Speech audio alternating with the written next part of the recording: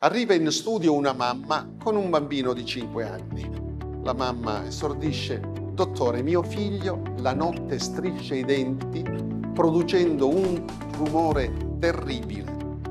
Sa, una mia amica mi ha detto che sono i vermi, ma è grave?» Quello che rispondo alla mamma, tranquillizzandola immediatamente, è che il bambino soffre di bruxismo e che il bruxismo intanto non è una malattia. Si tratta di una parafunzione, come parafunzione è il serramento dei denti, il mossicamento delle labbra, la spinta e l'interposizione della lingua o il mangiarsi le unghie.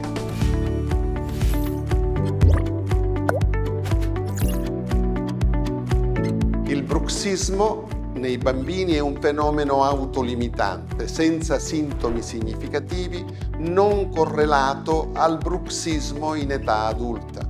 Cioè un bambino che bruxa non necessariamente bruxerà da adulto ed è presente in circa il 20% della popolazione infantile.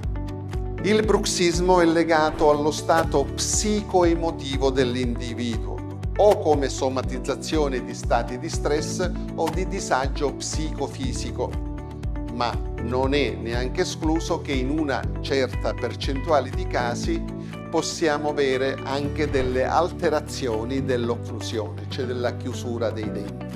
Quindi alla nostra mamma diremo che se i denti di suo figlio non sono molto abrasi, non c'è nulla da fare.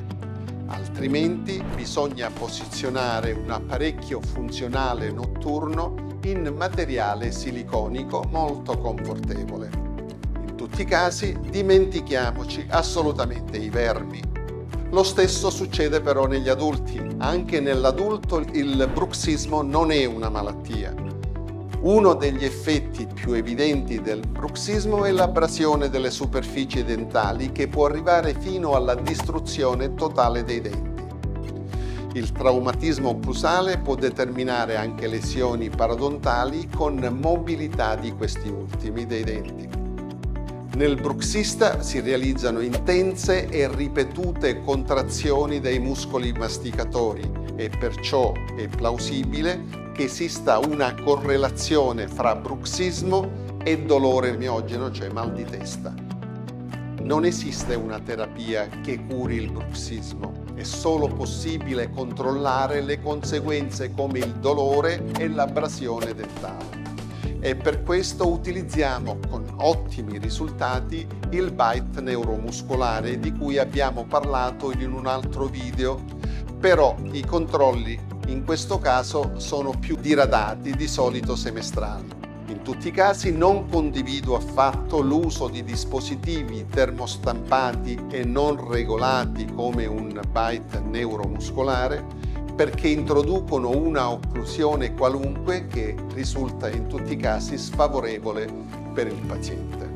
Grazie e alla prossima.